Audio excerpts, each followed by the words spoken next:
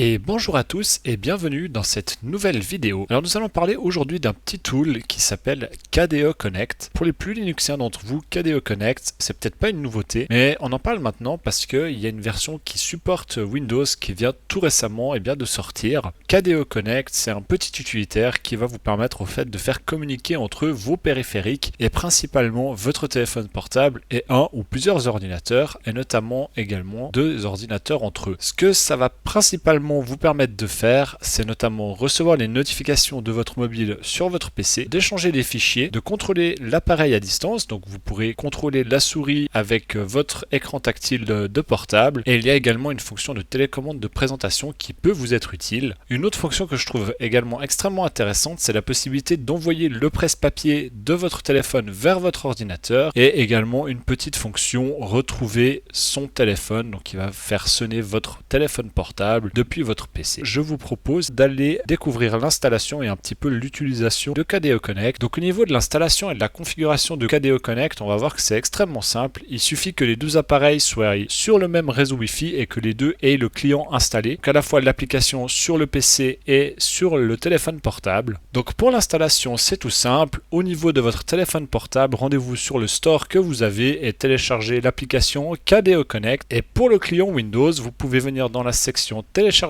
sur le site de KDE Connect que je vous mettrai également en description. Venez sélectionner l'Offline Installer pour Windows et télécharger tout simplement le dernier exe que vous avez ici. Donc dans mon cas, je l'ai déjà téléchargé. On va tout de suite passer à son installation. Donc KDE Connect a été téléchargé. On va immédiatement l'exécuter et l'installer.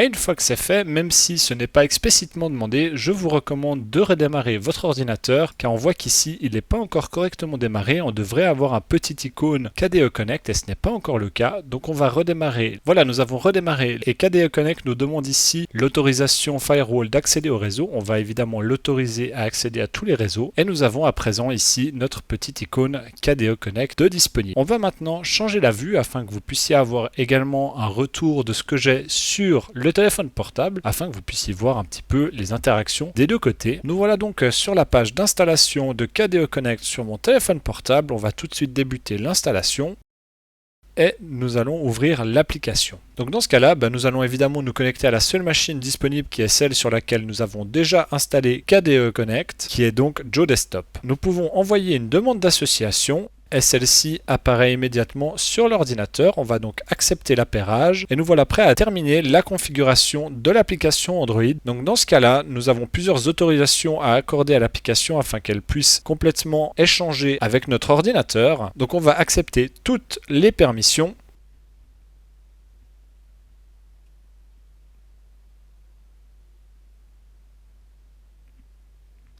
Et il nous reste une dernière option qui est exposer le système de fichiers. Cette fonction va vous permettre d'accéder depuis votre ordinateur aux documents qui se trouvent sur votre téléphone portable. Donc dans ce cas-là, on va sélectionner exposer le système de fichiers, ajouter un emplacement. On va en sélectionner un. Donc dans ce cas-là, je me trouve à la racine du stockage de mon téléphone, ce qui me convient tout à fait. Je vais utiliser ce dossier, autoriser et je fais OK. Et à présent, cet emplacement de stockage m'est disponible depuis mon ordinateur. Au niveau des fonctionnalités, on a ici le menu qui nous est donné par l'application. On voit ici que j'ai mes périphériques connectés, donc Joe Desktop. Je peux donc envoyer des fichiers, utiliser la télécommande de présentation, contrôle multimédia qui permet de gérer la lecture en cours sur le PC. On a la possibilité d'exécuter des commandes à distance et on a la possibilité d'utiliser le contrôle distant qui est, je trouve, une des fonctionnalités les plus intéressantes. Avec cette fonction, je vais pouvoir me servir de l'écran tactile du téléphone portable pour naviguer sur mon ordinateur et au besoin posséder un clavier. On a également quelques petites fonctions utiles comme la possibilité avec deux doigts de faire un clic droite et de scroller dans une page. Au niveau de l'application Windows, on voit ici que l'on a quelques informations qui sont intéressantes, donc notamment le niveau de batterie, la possibilité de faire sonner le téléphone portable. Donc si je fais Ring Device, mon téléphone sonne, je peux faire trouver pour quittancer. On a également de nouveau la possibilité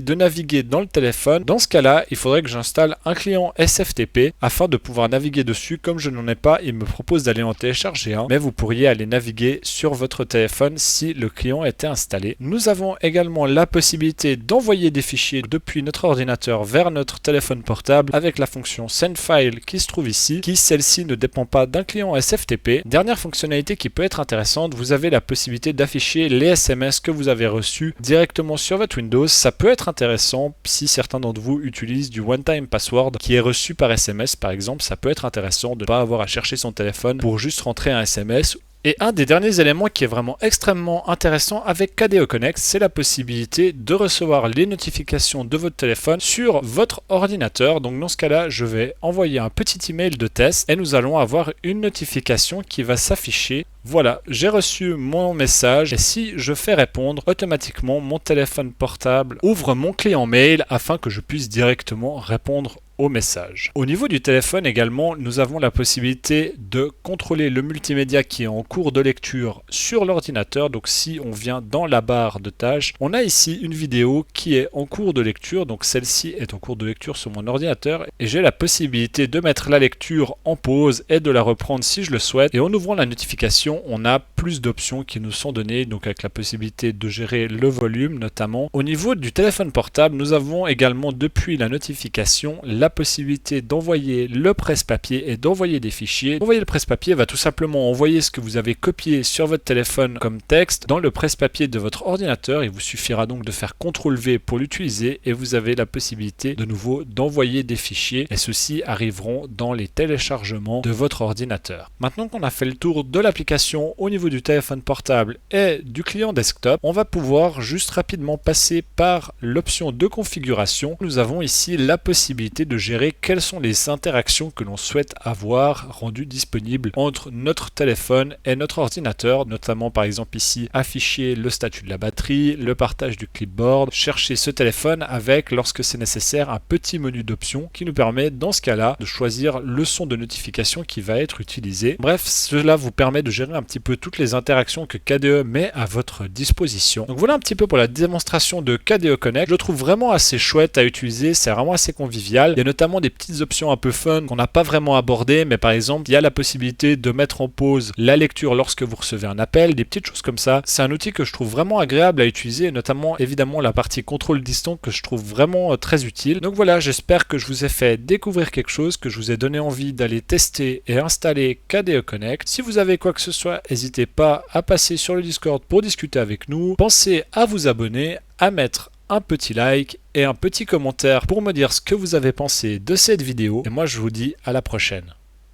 Ciao ciao.